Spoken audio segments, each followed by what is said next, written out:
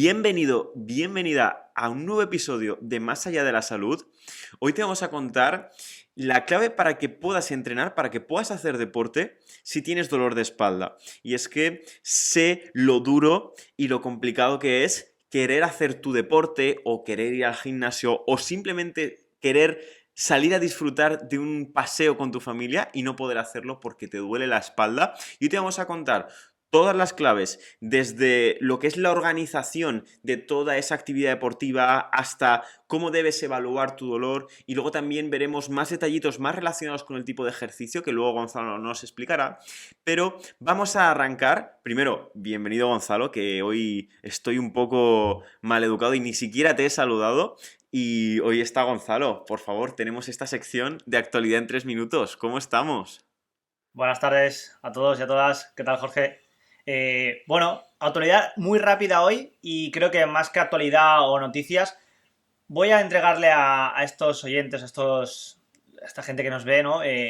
Pues unos datos de interés que me han llamado mucha atención y creo que a ellos también, ¿no? El primero de ellos, y no el más importante, es, ¿alguna vez te has planteado cuánto vale un coche de Fórmula 1? Pues yo sí, lo hice la semana pasada y busqué información al respecto. Oye, he flipado en colores, ¿eh? Yo no le Jorge, echaba mucho, ¿eh? Mucho, a ver, mucho, quiero decir, más que un coche. Ya sabes que yo con los coches, poco, mucho menos que tú, pero no sé. pues te voy a dar una pista y vamos a intentar si lo adivinas, ¿vale? Te voy Vale. a decir que el volante vale lo mismo que una entrada a una casa. Ostras, pero qué casa. Una casa, la que sea. O sea, solo el volante de un coche de Fórmula 1 vale 50.000 euros. La madre del.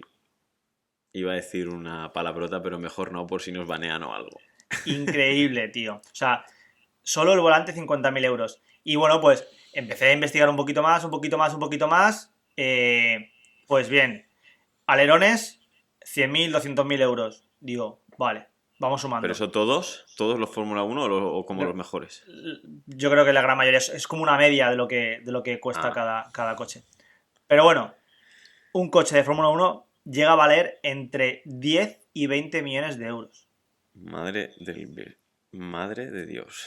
O sea, increíble, increíble. Para que luego se den una piña y lo destrocen.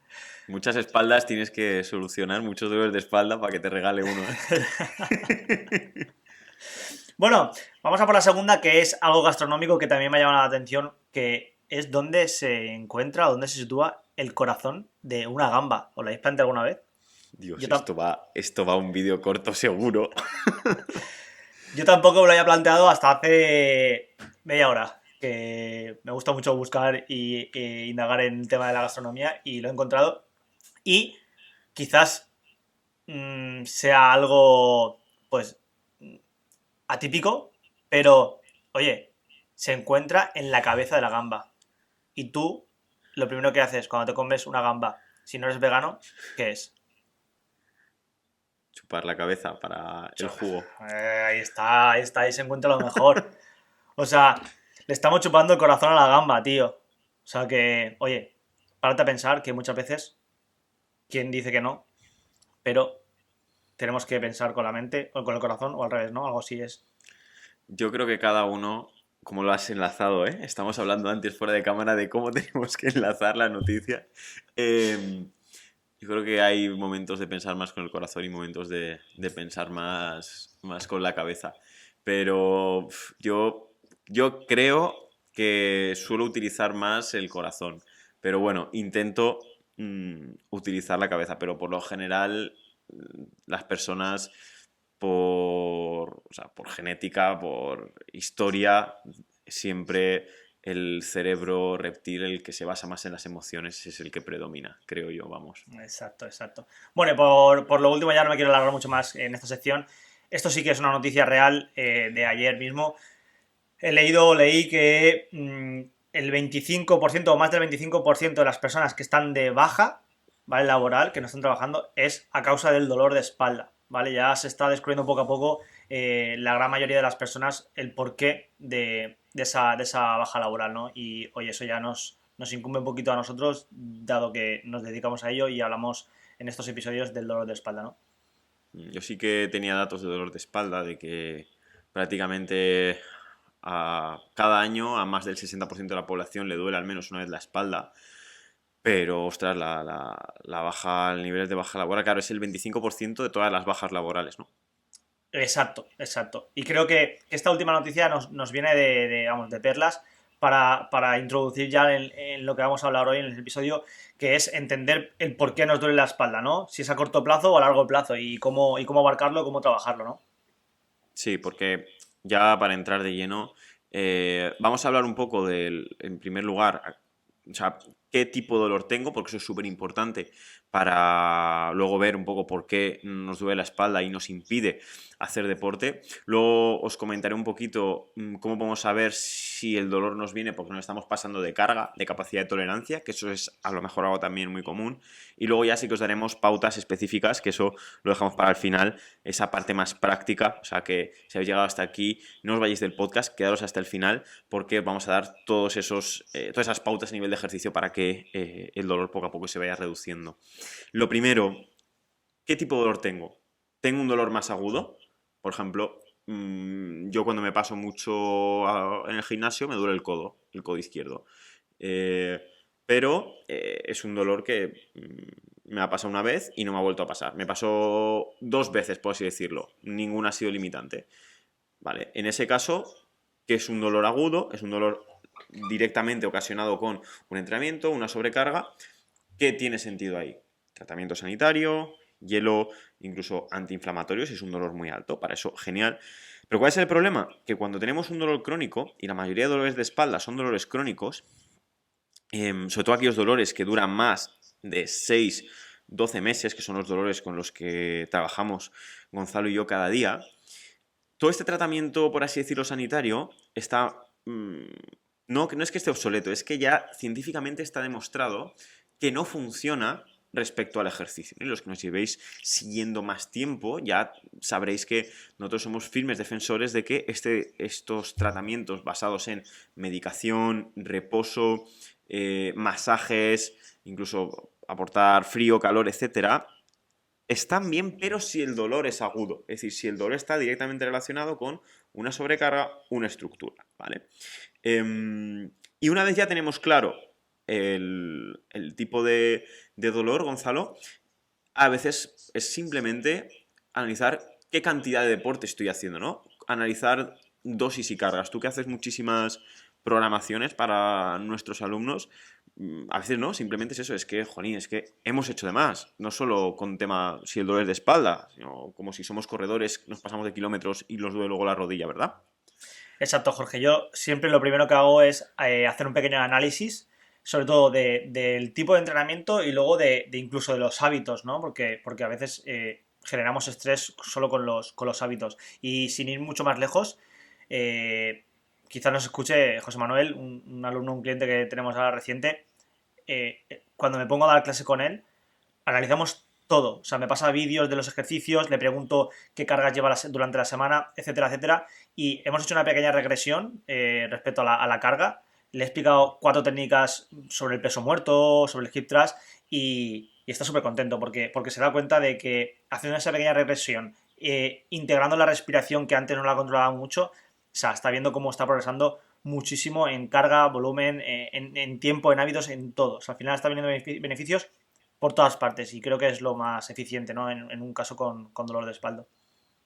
Genial, genial. Yo por añadir alguna cosita más, a veces las molestias vienen cuando no incrementamos la carga, sino cuando incrementamos la carga mucho, muy repentinamente, ¿no? Hay un autor que es Tim Gabbett que él recomienda nunca incrementar la carga, ya sea en kilómetros, en tiempo o en peso, ¿vale? O si juegas a fútbol en tiempo también, en fin, en minutos, en tiempo, en carga, más de un 15% cada semana. Si tú subes la carga un 50% de semana a semana, tendrás muchas más posibilidades de que te duele la espalda, pues que respecto a haberla subido un 5 o un 10%, que es un poco lo que nosotros recomendamos. Entonces, pequeños incrementos, incluso constantes, pero nunca excederse en esa progresión de carga, ¿vale? Eso es súper importante. Luego, ya hemos dejado claro el tema de la carga.